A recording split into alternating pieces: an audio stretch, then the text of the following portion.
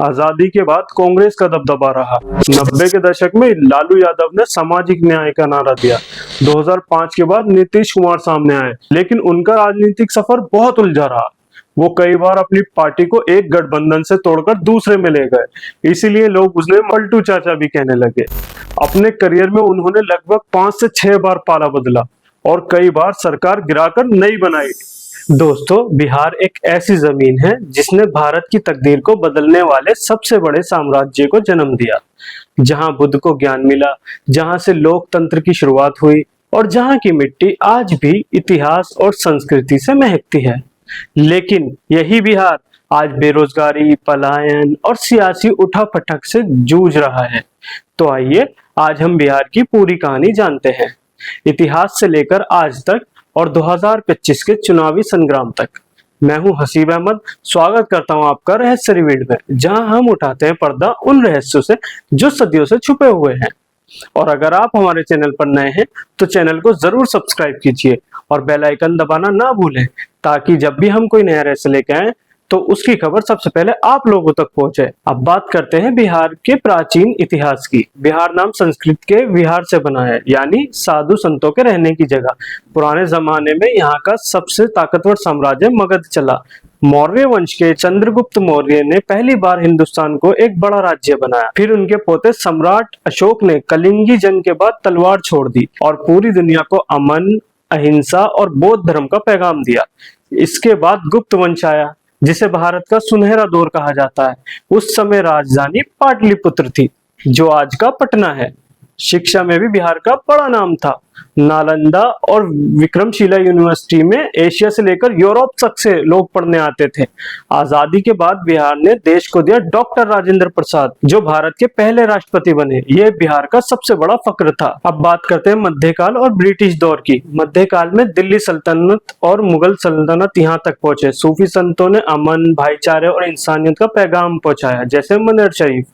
1912 में बिहार को बंगाल से अलग करके नया प्रांत बना दिया गया। 1917 में गांधी जी ने यहीं से चंपारण सत्याग्रह शुरू किया, जिसने आजादी की राह साफ की। भूगोल और सीमाएं की बात करते हैं। बिहार के उत्तर में नेपाल, दक्षिण में झारखंड, पूर्व में बंगाल और पश्चिम में यूपी है। गंगा नदी इसे उत्तर और दक्षिण बिहार में बांट देती है। यहाँ की मिट्टी बहुत उपजाऊ है, लेकिन हर साल की बाढ़ बड़ी मुश्किल बन जाती है। तहजीब की बात करें तो छठ पूजा यहाँ की रूह है। मिथिला पेंटिंग, भोजपुरी और मैथिली गीत और लोक नृत्य, ये सब बिहार की पहचान है। यहाँ की जबानें भोजपुरी, मगही, मैथिली, अंगिका, सबकी अपनी अपनी खासियतें हैं। शिक्षा और खान पान की बात करते हैं।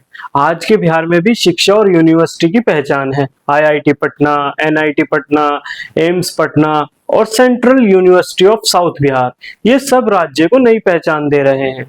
भोजन की बात करें तो लिट्टी चोखा यहाँ की जान है, साथ ही ठेकुआ जो छठ पूजा का प्रसाद होता है, और खाजा जो सिलाव और राजगीर में मशहूर है। बिहार का खाना बिहार की मिट्टी की तरह साधारण मगर बेहद खास है। अब बात करते हैं बिहार के टूरिज्म की। बोध गया, जहां बुद्ध को ज्ञान मिला था, और महाबोधि मंदिर यूनेस्को साइट है। नालंदा, दुनिया की सबसे पुरानी यूनिवर्सिटी।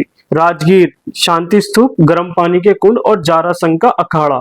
वैशाली, जहां दुनिया का सबसे पुराना लोकतंत्र था और भगवान महावीर का जन्म हुआ। पटना साहिब, सिखों के 10वें गुरु गोविंद सिंह जी का जन्म भी यहीं हुआ था। Valmiki tiger reserve, Ganga dolphin और शेरों का घर।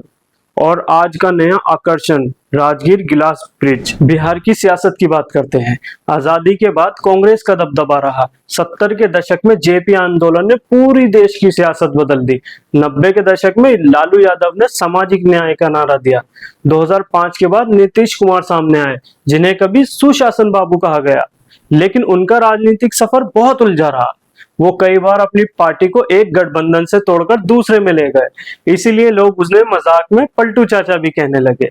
अपने करियर में उन्होंने लगभग 5 से 6 बार पाला बदला और कई बार सरकार गिराकर नई बनाई। उनकी आलोचना तब बढ़ी जब राष्ट्रीय शिक्षा सम्मेलन में उन्होंने सवाल पूछने पर कहा कि ये सब हमसे मत पूछो। और हाल ही में उनका एक वीडियो वायरल हुआ, जिसमें वो राष्ट्रीय गान के दौरान बातचीत करते हुए कैमरे में कैद हो गए। विपक्ष ने इसको बड़ा मुद्दा बनाया और कहा कि नीतीश कुमार गंभीर मौकों पर भी गंभीरता नहीं दिखा पाते। फिर भी नीतीश कुमार ने सड़क, बिजली और महिलाओं की भागीदारी जैसे अहम सुधार किए, यानी उनकी सियासत हमेशा तारीफ और आलोचना दोनों के बीच झूलती रही। 2020 का चुनावी नतीजा। बिहार विधानसभा में कुल 243 सीटें हैं और बहुमत के लिए 122 सीटों की जरूरत होती है। 2020 के चुनाव में मुकाबला बहुत कड़ा रहा।